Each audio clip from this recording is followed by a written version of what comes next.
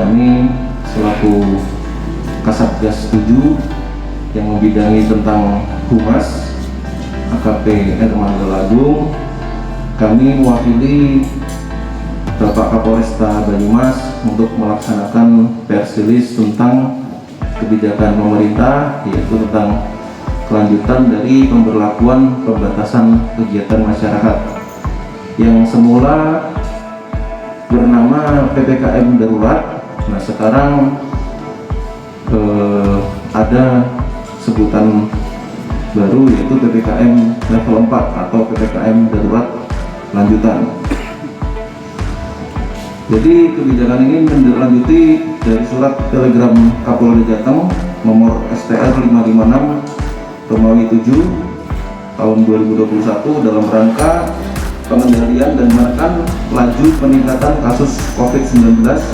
Pemerintah telah mengeluarkan kebijakan untuk memberlakukan PPKM level 4 COVID-19 di wilayah Jawa dan Bali sebagaimana diatur dalam Inmendagri nomor 22 tahun 2021 yang berlaku selama 5 hari. Saya ulangi, yang berlaku selama 5 hari dari mulai hari ini tanggal 21, mulai dari kemarin tanggal 21 sampai dengan tanggal 25 Juli 2021 yang mencakup hal-hal sebagai berikut. Yang intinya adalah tidak jauh berbeda dengan kebijakan yang sebelumnya. Ini akan kami bacakan beberapa kebijakan pada PPKM COVID-19 atau PPKM level 4 COVID-19, yaitu yang pertama, pelaksanaan kegiatan pada sektor non-esensial diperlakukan 100% WFH atau work from home. Jadi untuk sektor-sektor non-esensial 100% sementara diberlakukan work from home. Jadi tidak ada lagi yang melaksanakan kegiatan non-esensial. Kemudian yang kedua, pelaksanaan kegiatan pada sektor esensial dan kritikal diberlakukan kebijakan sebagai berikut. Yang pertama, sektor esensial dapat beroperasi dengan kapasitas maksimal 50% yang meliputi keuangan dan perbankan, pasar modal, teknologi informasi dan komunikasi, perhotelan non penanganan karantina, dan industri orientasi ekspor. Kemudian sektor kritikal meliputi sektor kesehatan dan sektor keamanan dan ketertiban dapat beroperasi 100%. Kemudian sektor kritikal yang dapat beroperasi 100% dan diperlakukan maksimal 25% staf meliputi penanganan bencana, energi, logistik, transportasi dan distribusi kebutuhan pokok masyarakat, makanan dan minuman, konstruksi dan lain-lain sebagaimana diatur dalam Inmendagri nomor 22 tahun 2021 diktum ketiga poin C3.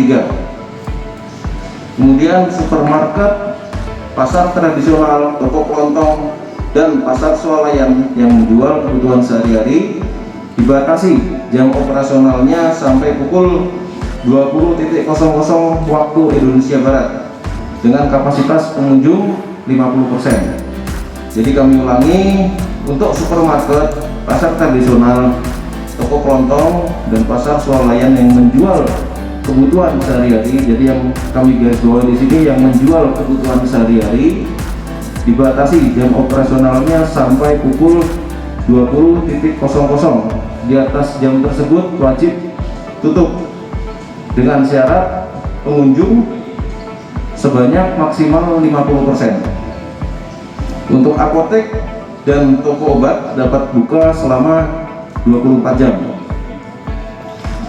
Kemudian selanjutnya, pelaksanaan kegiatan makan atau minum di tempat umum, warung makan, rumah makan, kafe, pedagang kaki lima, dan lapak jalanan hanya menerima delivery order atau take away dan tidak menerima makan di tempat atau dine-in. Jadi semua tempat makanan, restoran, terus pedagang makanan di lapak pinggir jalan itu semua wajib dilaksanakan penjualan dengan cara take away atau delivery order. Jadi tidak ada yang makan di tempat. Kemudian kegiatan pada pusat perbelanjaan, mall, dan pusat perdagangan ditutup sementara kecuali akses untuk restoran, supermarket, dan pasar swalayan yang melayani kebutuhan sehari-hari itu dikecualikan ya. Jadi untuk pusat pusat perbelanjaan sementara ditutup terlebih dahulu. Kemudian kegiatan masyarakat atau fasilitas masyarakat yang ditiadakan atau yang ditutup sementara yaitu tempat peribadatan atau keagamaan, kemudian fasilitas umum seperti area publik, taman umum, objek wisata, dan area publik lainnya. Kemudian kegiatan seni budaya, olahraga, dan sosial kemasyarakatan itu sementara juga ditutup atau ditiadakan.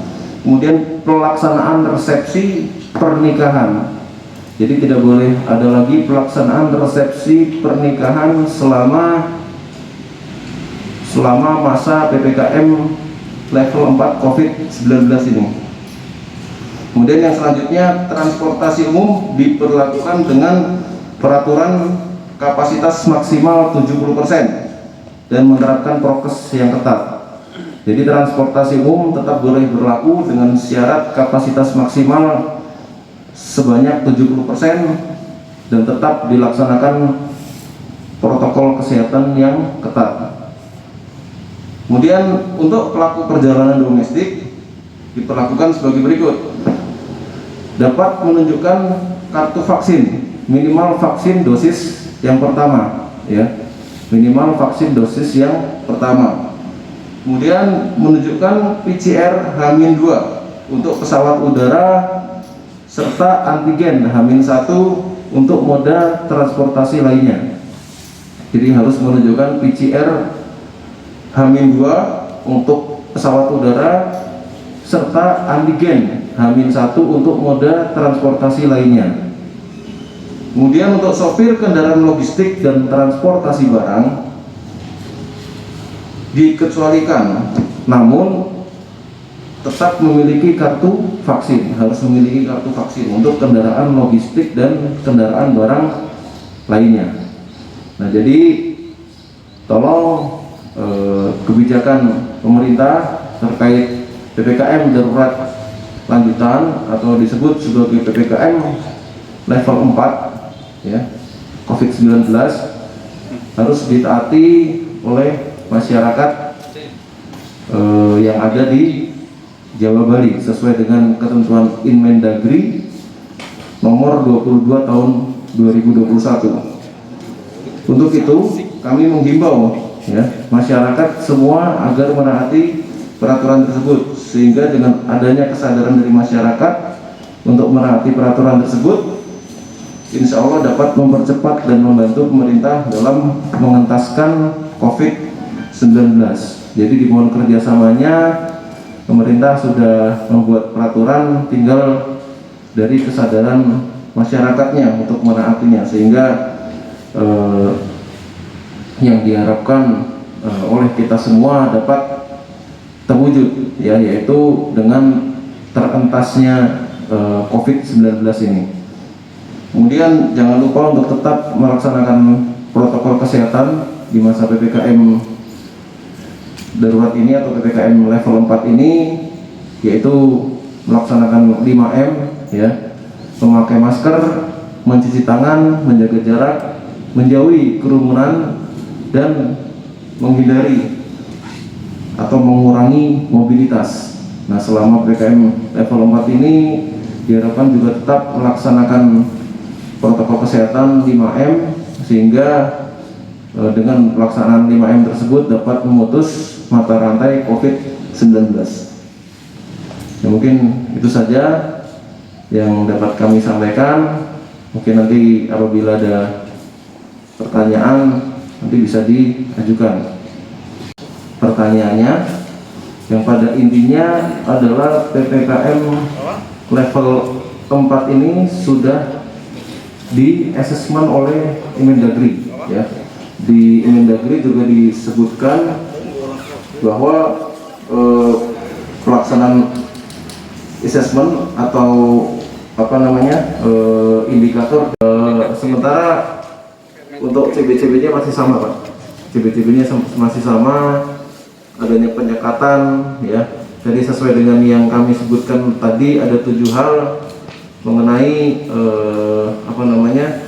kegiatan-kegiatan masyarakat mana yang diperbolehkan dan tidak diperbolehkan. Jadi kalau misalkan proses penyekatan ini kita longgarkan, secara otomatis nanti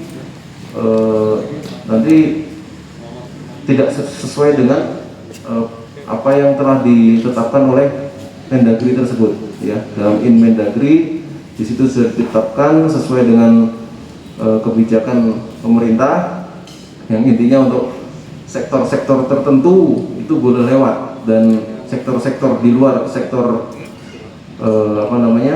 esensial atau sektor non esensial itu kita laksanakan penyekatan. Atau kalau misalkan ada di wilayah Kabupaten Banyumas, sementara kita tutup terlebih dahulu pada saat kita melaksanakan patroli, kemudian pada saat kita melaksanakan operasi gabungan kalau malam.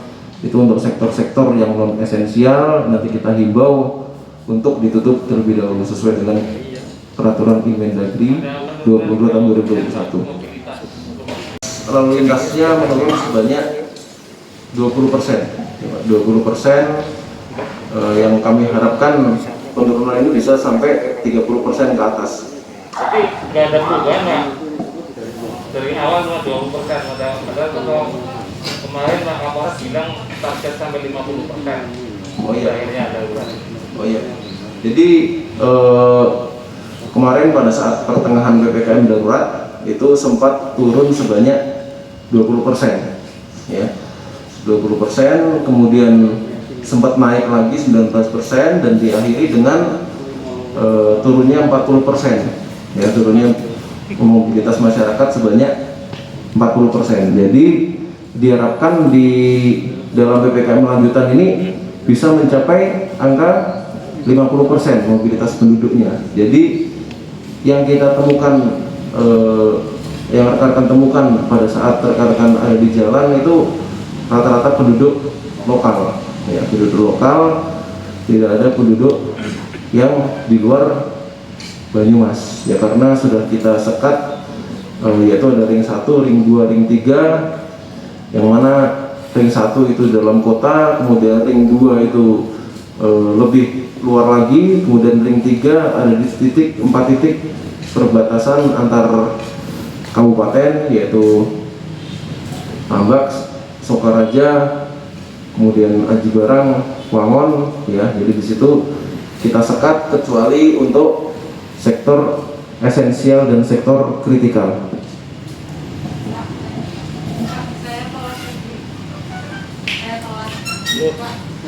Berapa bulan? Sudah bersinergi sedemikian rupa, kami dari Satlantas sudah mengumpulkan atau berkoordinasi juga dengan Bisub dan lain sebagainya. Intinya masalah titik-titik penyekatan tersebut sudah merupakan analisa yang strategis, ya, analisa yang strategis. Kenapa yang ditutup jalan-jalan besar? Karena sebagian besar aktivitas masyarakat yaitu melewati jalan-jalan besar, terutama yang dari luar kota, ya. Orang luar kota itu sebagian besar melewati jalan besar dan tidak hafal jalan-jalan alternatif atau jalan-jalan umum, sehingga kenapa kita lakukan penyekatan di jalan-jalan besar supaya menghindari atau masuknya kendaraan-kendaraan dari luar daerah, ya kan, yang akan melintasi Banyumas sesuai dengan ketentuan yang ada dalam Inmendagri ini, yaitu di luar sektor esensial dan sektor kritikal. Nah, jadi di situ untuk membatasi itu. Kalau yang kita batasi adalah jalan-jalan kecil, otomatis orang-orang dari luar daerah, luar wilayah itu akan dengan mudah, ya kan, akan dengan mudah melewati, melintasi, dan itu akan menimbulkan mobilitas yang tinggi. Saya rasa untuk orang yang asli Banyumas pasti dia akan memahami, ya, pasti dia akan memahami jalan-jalan mana yang memang itu harus dilewati. Masih banyak jalan-jalan ibaratnya yang masih bisa dilewati, jalan-jalan kecil itu. Kalau misalkan orang asli sini, orang asli wilayah Banyumas, pasti dia tahu seperti itu. Dan untuk masalah kerumunan, kita sudah berusaha sebaik mungkin, ya kan. Kita laksanakan patroli setiap malam, siang juga ada patroli, pagi juga ada patroli, yang intinya untuk menertibkan masyarakat seperti itu. Jadi kalau masih ada kerumunan, mungkin nanti itu kembali lagi kepada kesadaran masyarakat, ya kan, kesadaran masyarakat. Intinya kita dari pihak pemerintah, dari kepolisian sudah berusaha semaksimal mungkin, ya, sudah semaksimal mungkin melaksanakan pencegahan, ya, pencegahan hingga penindakan apabila tidak sesuai dengan apa yang sudah ditetapkan oleh pemerintah. Ya.